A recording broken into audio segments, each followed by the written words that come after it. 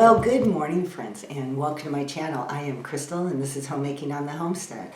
And today is Friday, so we're going to do a little coffee with Crystal. And this morning, I want to talk to you guys about menu planning for two, as well as winter time.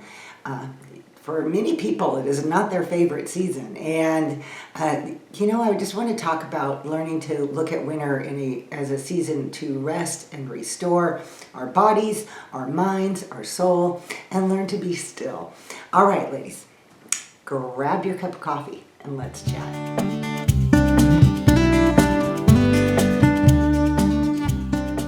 Well, we are most definitely moving into the middle of January, and I think all of the holiday activities are done and behind us, and we are, we got our goals set for the new year, and now it is time to just kind of, I like to think of it as settling into winter, or maybe better yet, snuggling into winter. So that's kind of where my mind has been at. We have a big storm in the forecast coming, snow, ice, cold temperatures, that kind of thing. So yesterday, my husband and I decided we would better run into town and pick up groceries, run some errands, and do all the things that we need to get done in case we get snowed in here, which we can. If the roads get bad and the ice comes, we can, lose power, get snowed in, and, they're just better be prepared for it. So that's kind of what we did yesterday. We have a generator, so make sure that was running and everything was going good. We have fuel for that in case we would lose power. And that's just kind of the winter in my area. Sometimes you just have to be super prepared. I have been looking in the news, though, and seeing some very devastating things happening on the East Coast. And wow, there was a picture in the news last night of a house that went completely off its foundation, I think somewhere in Florida. But anyway, so I am not alone in dealing with winter things, although nothing like that. But anyway, how is winter looking in your part of the world? It is just one of those times of year sometimes that is difficult to get through for so many people. And what kind of things do you have going on in your kitchen? Today I don't have anything going on in my kitchen because I did all that yesterday. Aside from running into town, when I got home, I put together a lasagna, and that was part of my overall menu plan that I made up the day before. And I have a little bit of French bread in the freezer that I'm going to pull out. I made a big salad to go with that. So we ate on that last night, and we're going to eat on that tonight. And by the looks of the pan of lasagna, we may eat on that for a third night. I don't know. If I have a lot of something and we just don't want to keep eating it day after day after day, I will often take a dinner-sized portion that would work for the two of us and freeze that. That way I have a quick dinner to throw into the oven on a day when I might need that. So that's our dinner. I don't really have anything big going on in my kitchen, although I would like to do some baking. There's something about this colder weather that just makes me want to get into the kitchen and keep baking. So I don't know. I may do something tomorrow. I was thinking maybe muffins or, quick breads or something like that. I have some bananas in the freezer. So I have lots of options to pick from. So let me ask you the typical Friday question. What's for dinner? What are you guys having for dinner tonight? And what kind of things do you have going on in your kitchen? I always like to share those, and I love the fact that you ladies are so good at just sharing all the things that you have going on in your kitchens. I think it's so inspiring. People can read the comments and maybe get inspired to cook something or get some new ideas in their own menu planning and that kind of thing. So if you have anything you want to share, please do. I would love to hear what kind of food you're cooking and what kind of things maybe you're baking or doing in your kitchen. This week I still have some canning that I would like to do. I have a bag of boneless, skinless chicken thighs that I got at Costco, one of those big bags. So I need to pull some of those out and defrost them, and I would like to get those canned up in jars. I can't go wrong with having already cooked, ready to go chicken in a jar on the shelf, makes for super quick meals. I wanted to share a little bit about my process of meal planning this last couple weeks. It's very different than when I had, a house full of children. 8 kids, that's a lot of food to put out every day.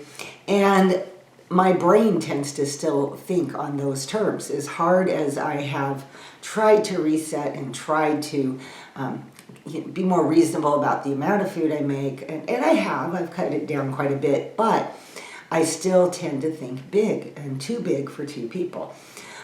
We don't actually really eat and consume a huge amount of food as it is, so it is something that I'm always working on. One of the things that I do when I am meal planning is pick out 3 different meals.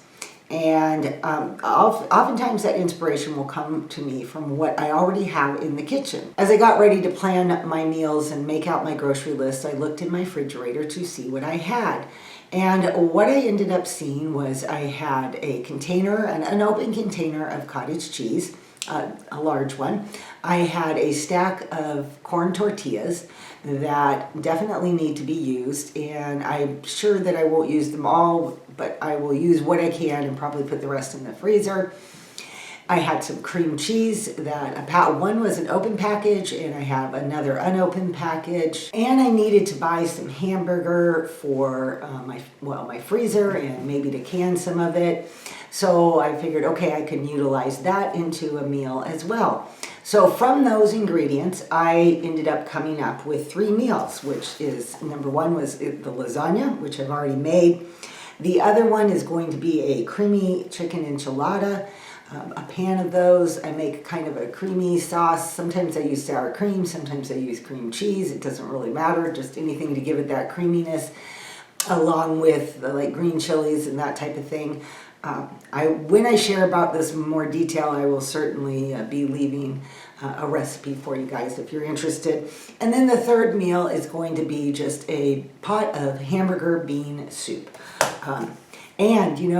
Go back to talk about you guys sharing what you're cooking for dinner and the food you're cooking. The hamburger bean soup actually came as an inspiration from Adrian. Thank you. I thought, oh, that sounds good, because we have cold weather coming in, and a nice pot of bean soup sounds like it will be super comforting.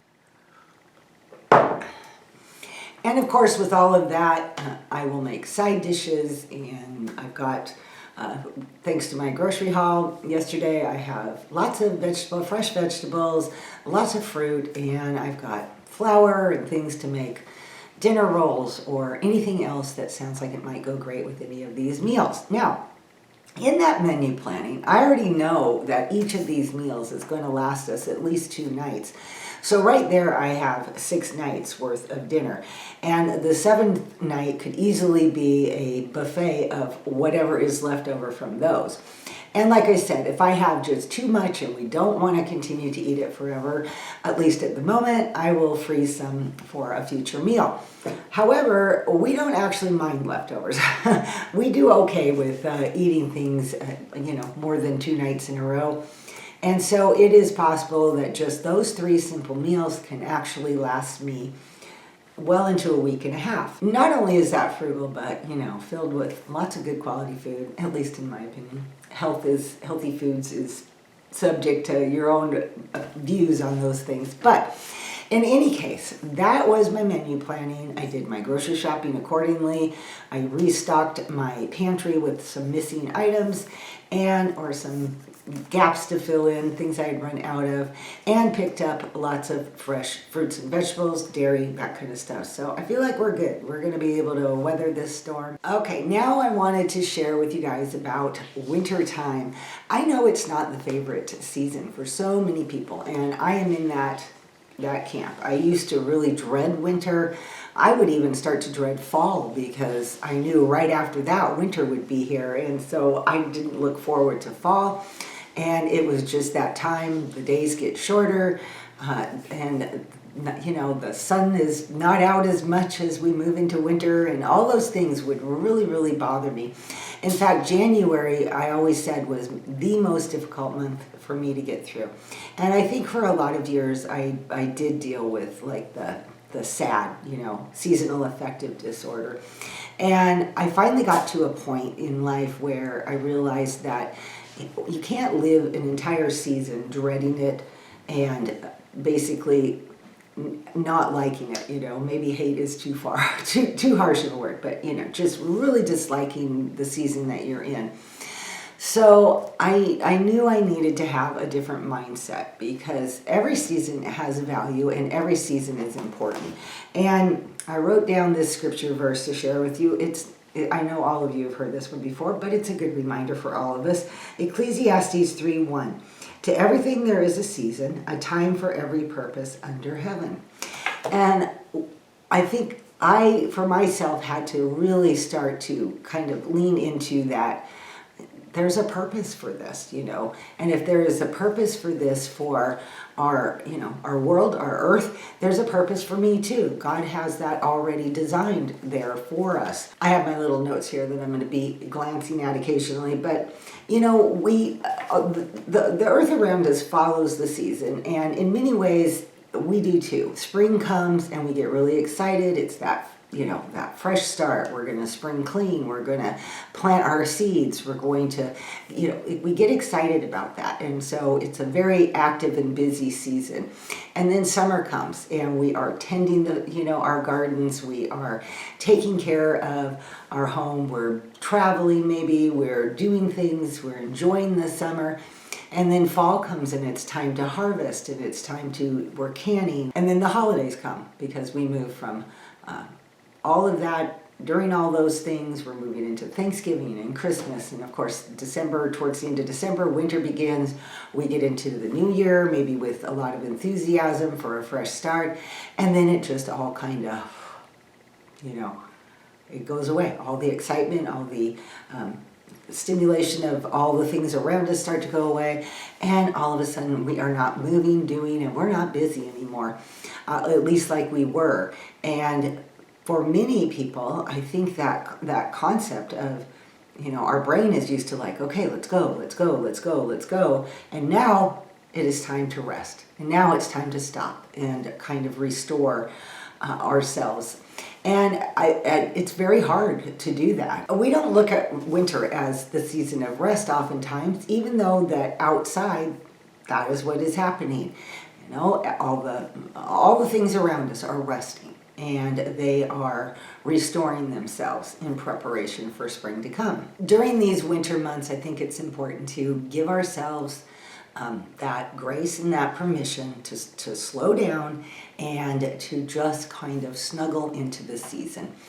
There's nothing that we can do about the season, right? We can't change anything. So we can either fight against it or we can lean into it, snuggle into it, and learn to appreciate and enjoy each season for what it is. It is that time of year to be able to be still, just to enjoy the quiet, enjoy the change of the season, and enjoy the non-busy mindset that maybe we've all been in. Psalm 46:10 says, "Be still and know that I am God." It is that opportunity to just take that in and rest for our souls. So during my rainy, cold, snowy winters here in the Pacific Northwest, I have adopted things to help me not just get through it, but to learn to enjoy it and learn to appreciate the seasons. I think it's really important for us to keep our routines. That is vital, to be able to get up in the morning and have a routine and know what to expect. Regardless of what's going on outside, we know what to expect and what we need to do that day. The other is to use the time as an opportunity to plan projects maybe that you wouldn't normally do. Maybe it's a great time of year to be cleaning out your closets and your drawers and other little hidden areas in your home that really need some decluttering or some reorganization. The other one is to find enjoyable entertainment.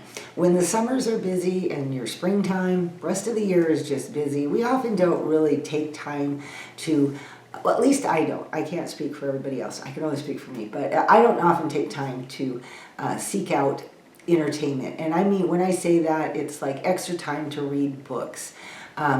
more time to listen to podcasts that I enjoy. Maybe find some enjoyable movies on TV to watch, things that are entertaining, you know. I'm not a big movie watcher, so I'm not even a big TV watcher. Mostly it's just the news and maybe a few other little things here and there. I do watch my YouTube, but I've recently found, I'm an Amazon Prime member, so there's a lot of very entertaining and enjoyable things on the Amazon Prime video movie section.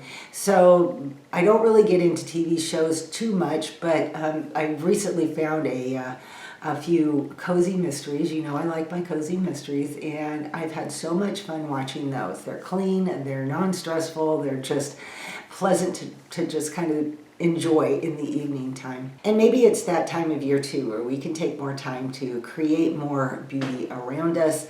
You know, make some really special dinners for no reason. Set the table pretty, put some candles on the table, that type of thing, and just enjoy the time and the season, the days. I'm also looking at it as a great opportunity to take the time to dig deeper into my Bible studies.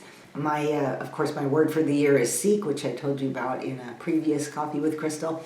And because of that, I am trying to do more Bible studies on the side, aside from my reading my Bible every day. Right now, I started a series with the Bible Project on the Sermon on the Mount. They have podcasts. They just started a new series on the Sermon on the Mount, and I'm kind of excited. So I'm getting into those.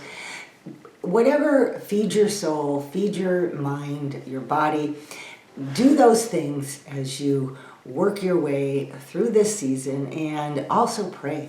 Pray that the Lord gives you an appreciation for this season of rest, and knowing that spring will come, winter will not last forever, and to learn to enjoy the season and even get it to the point where it's something that you look forward to.